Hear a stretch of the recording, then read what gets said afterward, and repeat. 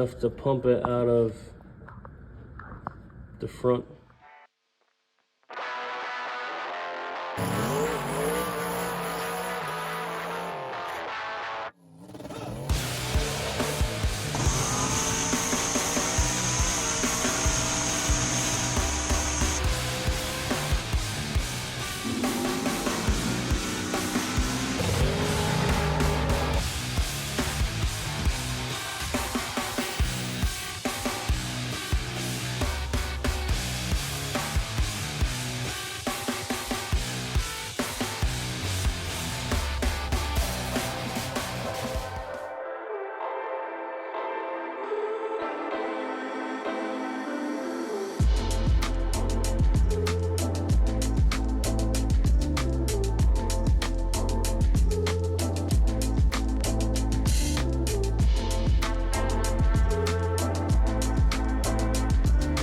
Back from Speed Week, and we have a new employee, Mr. Court.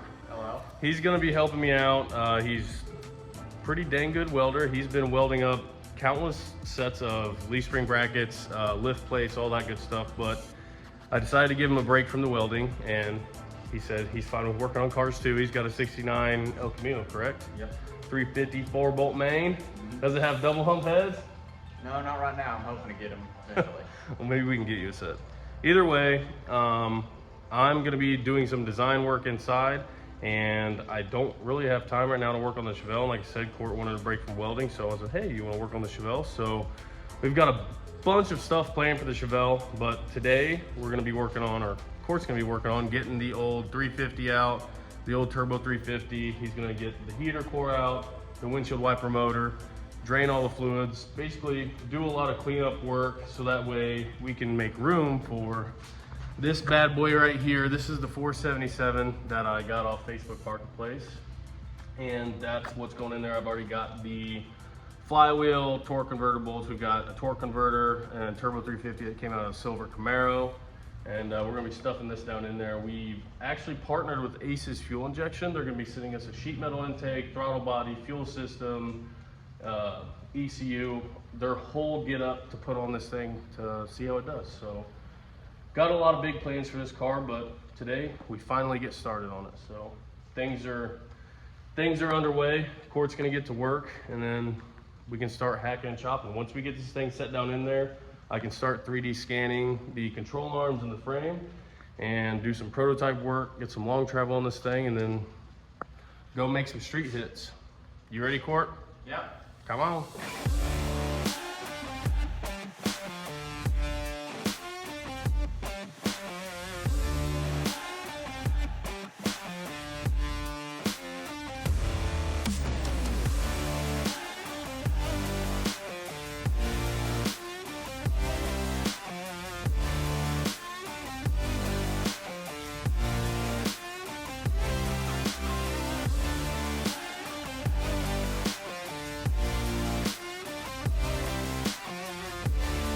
All right, so the Chevelle is ready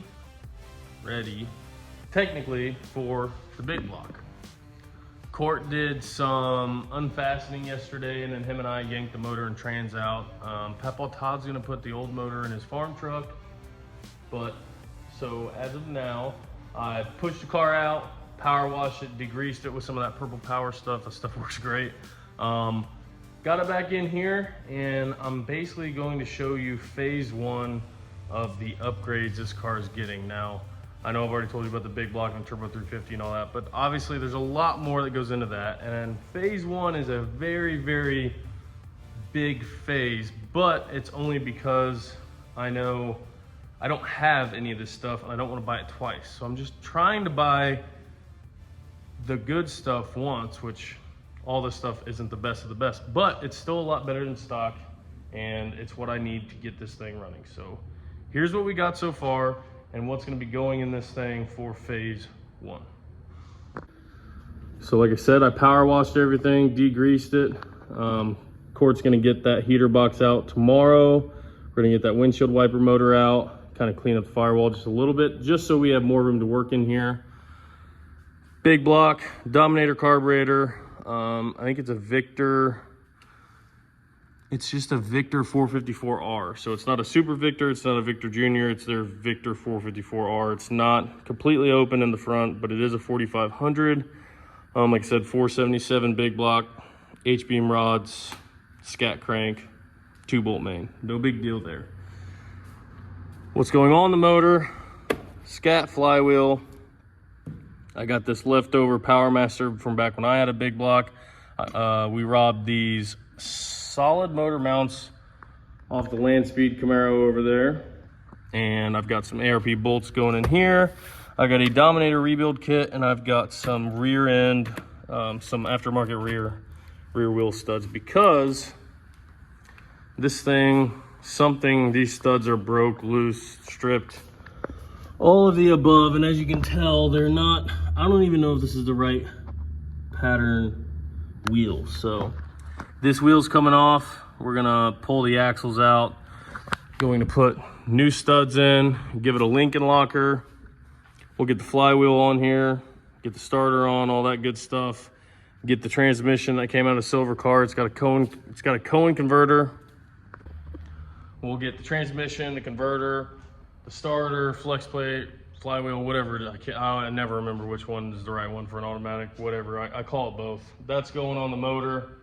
Then the motor and trans can go in, and then we hook up my exhaust. Got some single chamber Flowmaster knockoffs, and then I'm gonna stick the HEI back in it. I've got an HEI over there.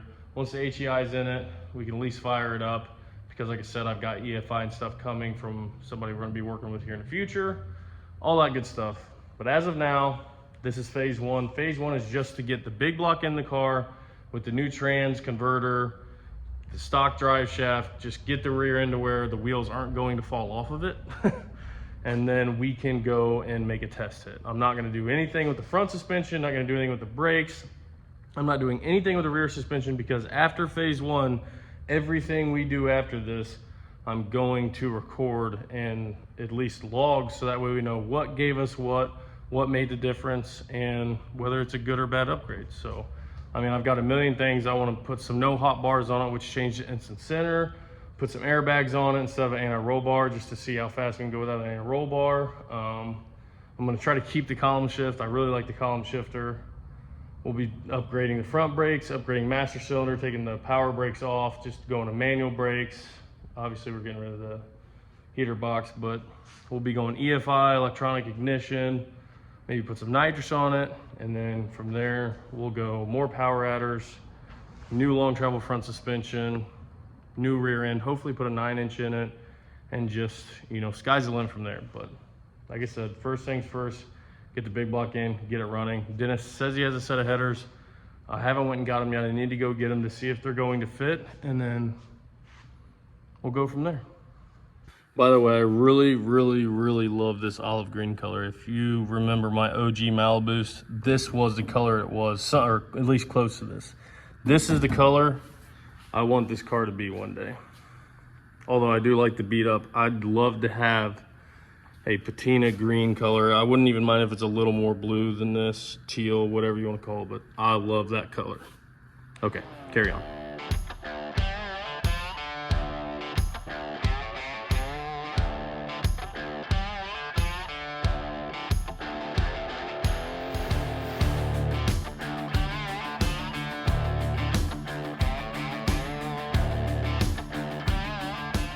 Everybody always wants to think building cars is easy, but it's not, because I thought I was just gonna bolt the starter and the flex plate on. Obviously, nothing ever goes to plan. A, starter bolts from the old starter do not fit the new starter. B, the flex plate or the crank in this motor was all gummed up, so I had to run a tap through all the crank holes, tap all the threads, and then I almost forgot to put it looks like a freeze plug, but it's just a plug, a steel plug that goes in the back of the cam. The guy popped it off to see what the cam spec was and gave me another one, and I almost forgot to put it on before I put the flex plate on. And the flex plate was just like a hair off, so I had to drill one of the holes out so that way I could actually get the bolt in. All the other ones lined up perfect. It's just like they were just cut a hair off. So it's taken me an hour to get the flex plate on. And I'm sure it'll take me another hour to find the right bolts for this. I should probably just go buy them. But for some reason, I'm gonna walk around here with my tape measure to try to find one instead of going one block over to the hardware store because I'm an idiot. I take that back instantly because I'm not an idiot, because I hired Karina and she just took all of my old bolts and hardware and organized them in this empty drawer or empty toolbox I had, and turns out I have a whole bag of long 3/8 bolts that'll work for what I need. Who would have thunk it? Okay, starter's on, and now that that's on and the flex plate's on, I'm going to do something my dad taught me to do a long time ago. I'm going to chase all of the transmission threads with a tap, so that way when I go to put the transmission on, or if I ever take the transmission in and out, the bolts are easy to get in and out. Trust me, it makes life a lot easier.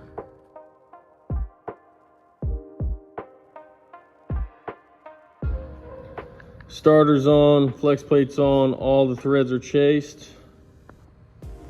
Now I'm going to get the forklift, grab my GoPro, get the forklift, get the new trans converter and some other new parts down from our storage area, so that way I can mate them together, and then once Court gets here and gets the firewall cleaned up, we can just slam this bad boy in there.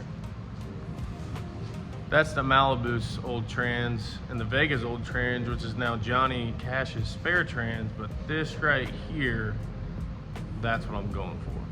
That's the old silver car, what Papa calls Project Gen X. That's its old transmission, and that is now going to live on through the Chevelle. I haven't named the Chevelle yet.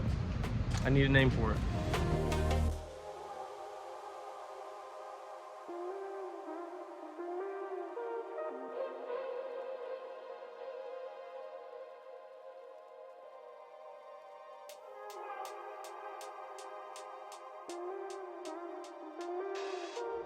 All right, we got converter, shifter, trans.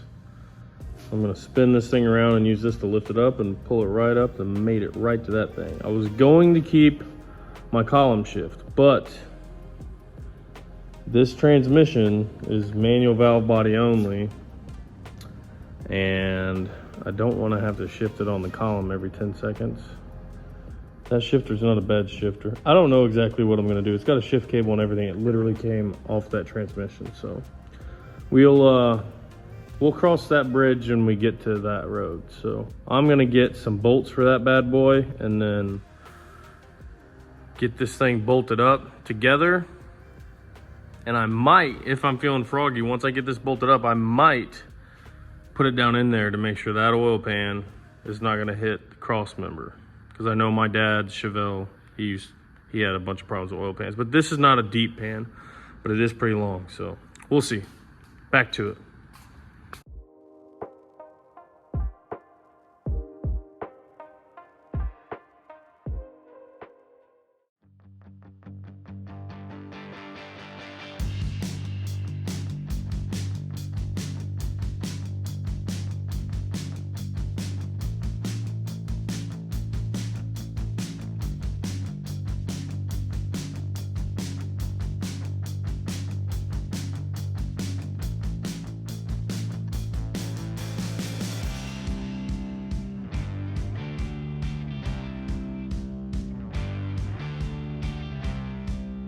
All right, Court's been at it working hard.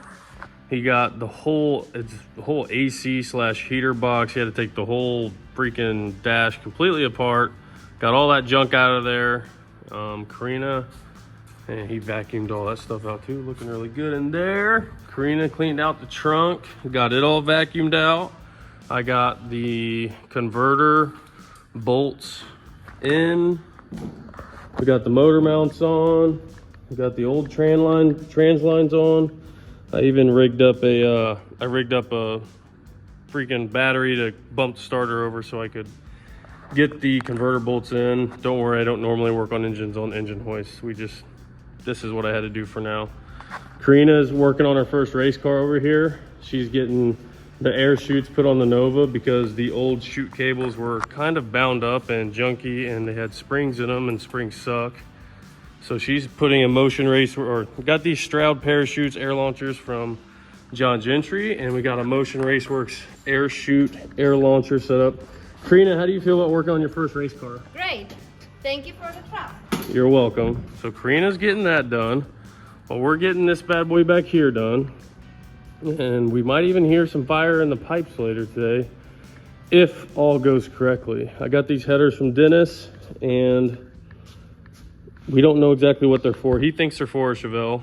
There was 2 sets there. I just grabbed this set because they look like, I don't know, they looked right. So we may be pulling these in and out 5 times, going and get another set. So we're gonna try to get this thing set down in there so that we can start bolting stuff together, weld our mounts on, and then hook up some fuel lines and try to fire this bad boy. What do you think? I hope it runs. Oh yeah, we also found the block has some JB weld on it right here, which that's great, and also has a broke off stud and some ground down motor mounts. So expectations are pretty low. It'll run. It's a 454. Yeah, we'll see.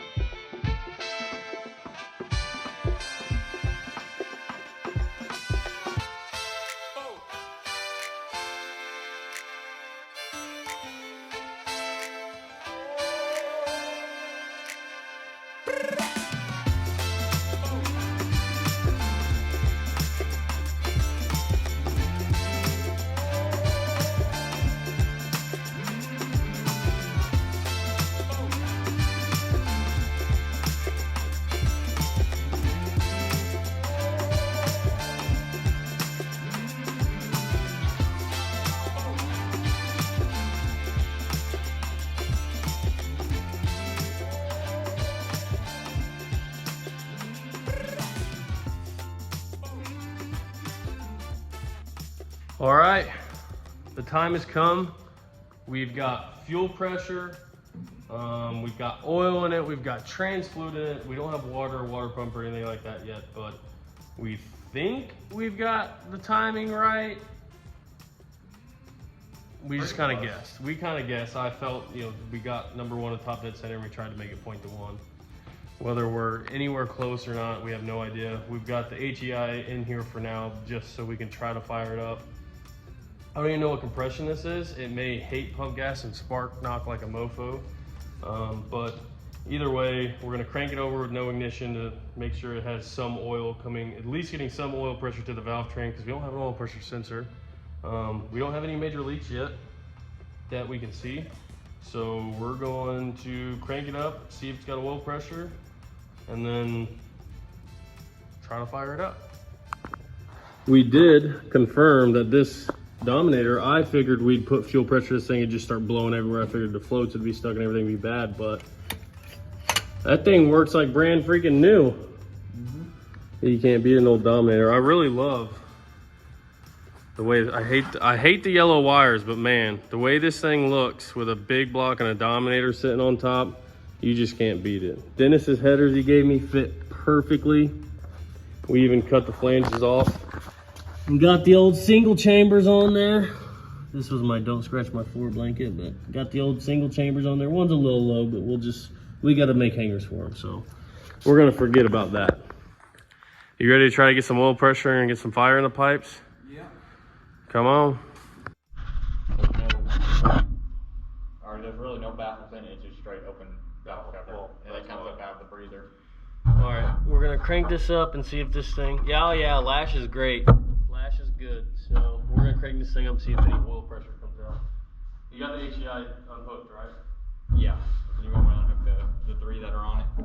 Yeah, it might as well. I mean, if it starts, it's not that big a deal, but we'll see.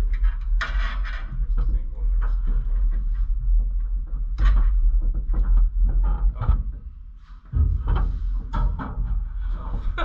How can I put the battery in? That might help a little bit.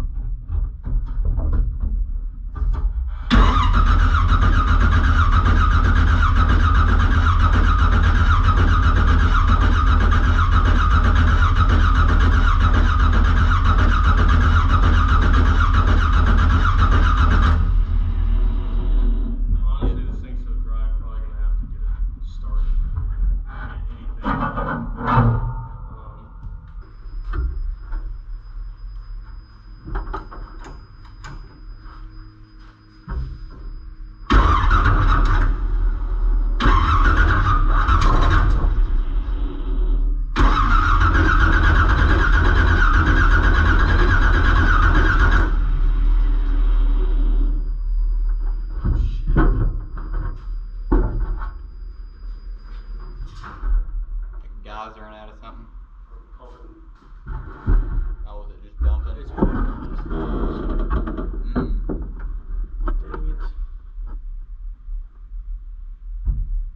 Dang it. Alright, try it now.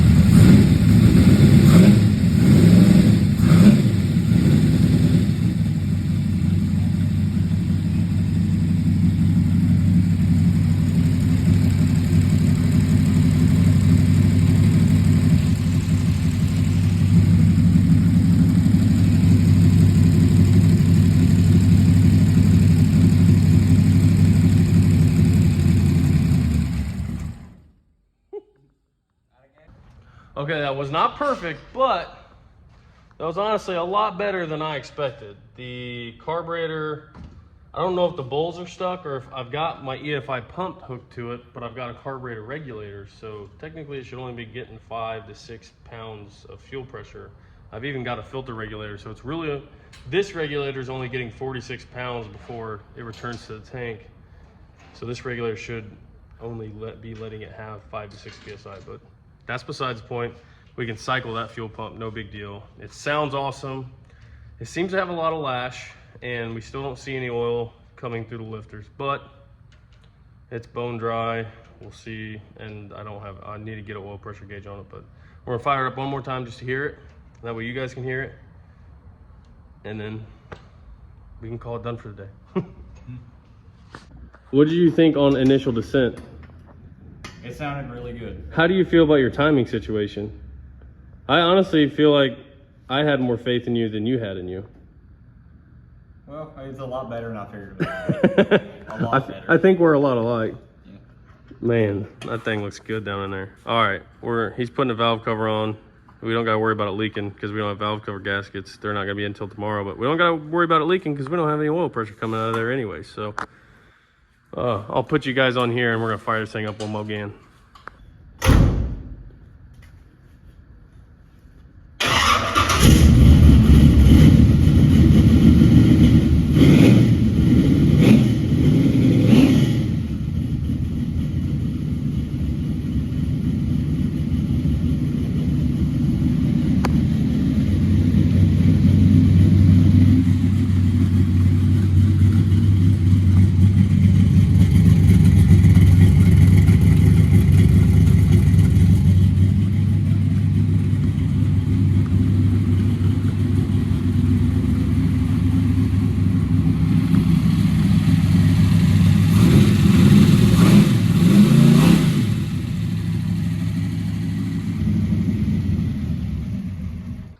Well, we have oil-ish pressure, enough to pump it out of the front timing chain cover. The great part about it is we don't have all the front accessories on yet. No. So we can pull that balancer and pull the timing chain cover probably pretty easily. Or just pull the balancer, pop a new seal in there, and Bob's your uncle. Maybe I screwed that seal up when I was using the ratchet strap around it to angle the motor. I don't feel like that could have, unless it bent the lip on the oil pan and the timing chain cover, I don't think it could have. No, it shouldn't have. Either way, it runs, it sounds good, and I'm ready to do 3-wheel motion wheelies. All right, that's it for this video. We still have a lot of work to do on this thing before we can actually drive it. The wheels are basically trying to fall off the back of it. We got to put new studs in this thing. They're all stripped out. So we're going to drain the fluid, weld up the rear diff, put new studs in the axles. We're going to have to pull the balancer off this thing. We're going to put an oil pressure gauge on it. And then I'm going to order a water pump and all those accessories and get this thing running and driving, actually mount the fuel cell in the back.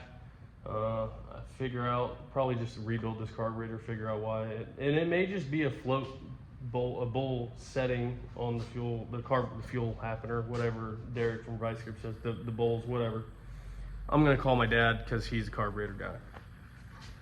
I've never, I mean, it idled pretty dang good for just an old 10-year-old carburetor that it looks dry rotted and dirty. So I'll give you one more good picture of this car because it looks so badass with the Dominator. That Dominator and that big block sitting down on in there, man. Shoe doggy. I mean, honestly, I really can't get enough of it. And I've got everything here right in my way to get a good picture of it. Oh yeah, look at that. I mean, that is how a Chevelle is supposed to look and sit. Big old big block, big old Dominator, big old 2810.5 on the back. I think that's a good note to end on.